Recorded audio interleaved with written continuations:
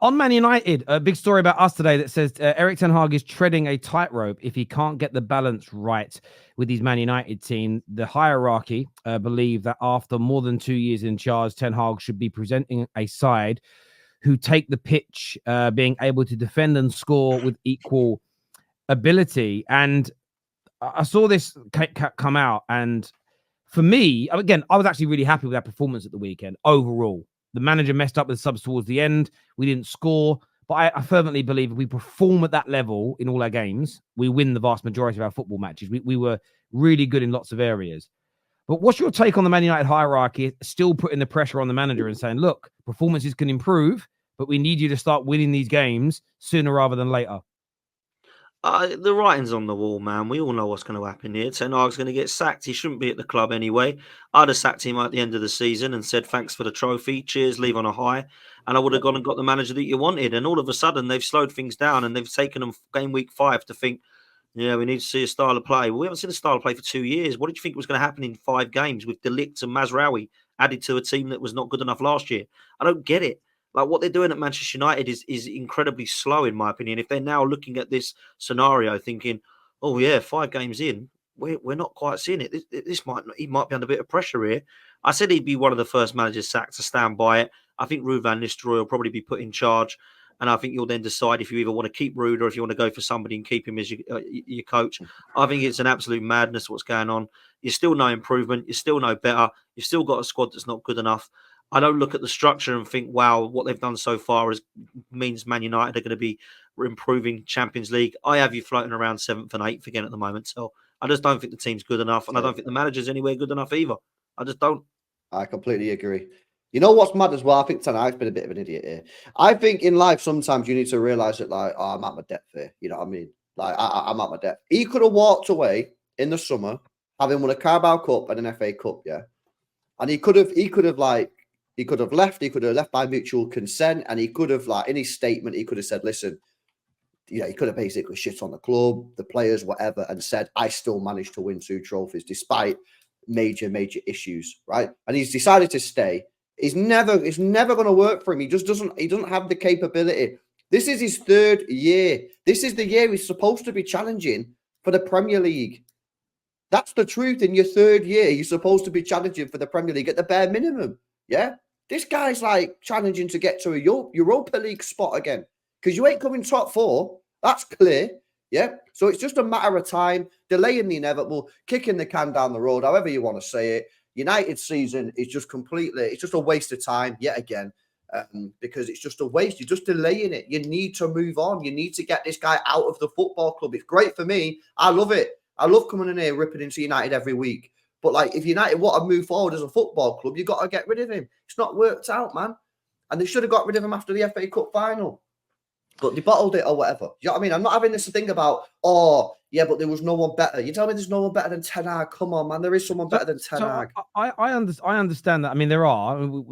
My caveat and my challenge is more, did the better managers want to manage us at that point? I think that's a fair point. My view is this: I get what Potsy's saying that it's slow.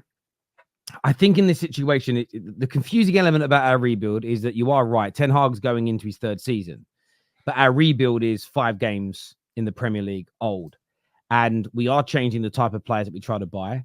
We can tell that with the technical flaw of the individuals that we bought, and honestly, like in terms of our performance overall in the last game, it's one of the best I've seen us play in a very long time. We just didn't finish our dinner. And if you actually go and look at the big chances that we've missed in games this season, if we'd have converted just 4 or 5 more of them, we'd actually be sitting on about 12 points and things would look a little bit different. But I am focusing massively on the performances.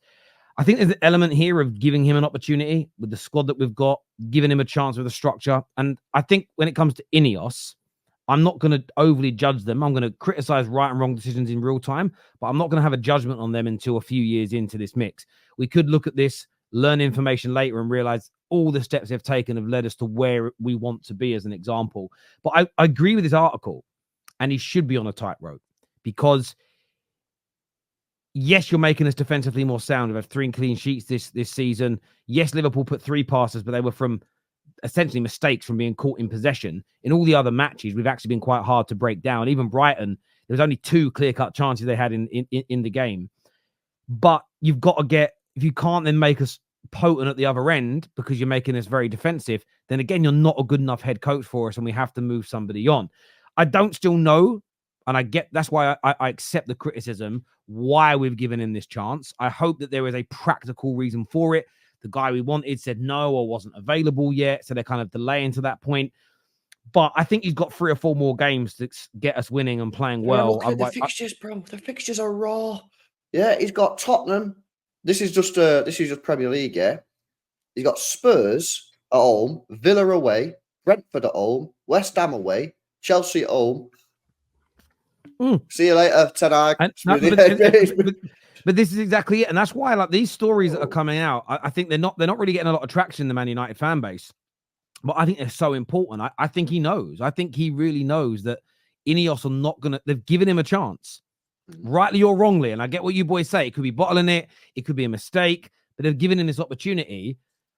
I weren't for it. You were all on the shows with me. I would have moved him on, but they gave him a chance. But I like the fact that it sounds like they're giving him a short period of time to get it working, or they're going to move him on. And Man United now have the infrastructure to do that. So I've changed stance completely. I've been called out by a few people on this around, didn't really want managers sacked in the past. Now I'm up for sacking them. And it's because we never had the structure to sack managers, because we used to build the club in their image. We now don't. We now have footballing directors running the club, sporting directors running the club.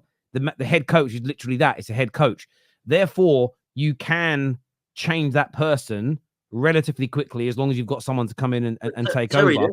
There's so many Man United fans that are actually backing him still. I don't get this, people. How are they still backing Ten Hag? I don't get. They've got it in the chat here, man. Name another manager who's going to win 2 trophies with a bang. So again, I get that. Listen, and I get called out. A lot of United fans that don't like me because I don't sit there and say what they want me to say. But this is the problem. I love the fact he's won 2 trophies, and I'll always be grateful and thankful of it. But I stand by this, and I've said this about every single team I talk about, so I'm consistent. How you perform in the league is the ultimate barometer for how good or bad you are. Ole Gunnar Solskjaer got called out for something before, because I think he said it wrong, where he said that how we do in the league is really important. It's just sometimes winning trophies is just for egos. I knew what he meant in terms of saying that. He goes, basically, there's no point us coming 8th and then thinking we're amazing because we won a League Cup. That is how I interpreted that when he said it. And I agree with that. I don't want to come 8th and play average and win a League Cup. I want to play brilliantly, be good enough at some stage to win the league consistently, and win those trophies. And I think Man United, look, some Man United fans think he's going to turn it around. I'm still not convinced. I'll praise the good things that he does, but I absolutely concur with Ineos, and they are on his neck, and they are they're putting pressure on him. He's a highly paid man in a tough job, yes, but he has to get the team playing better. And he's worked with the majority of this group for long enough to get them playing better. And I think Man United fans will be surprised if it doesn't work with him next 2 or 3 games and we do move on from him and Ruud comes in or somebody else steps in. They're going to be shocked at how much quicker it is for the new person coming in to improve us. Because we don't have the most amazing squad. It's still going to take 2 more summers to improve things, but we have technically a much higher floor than we had last year. I've seen that in how we're playing, but I like the fact we're putting a pressure on him. I really, really do. I even think though, Terry, like he's 3 years into the job. I even think his substitutions was wild against Palace. No, they were. The sub. I know what he tried to do. He tried to make subs, and he tried to encourage Palace to come out so he could hit them on the transition. It didn't work. He's got Xerxes. I don't think he's ever going to be a 30-goal-a-season striker.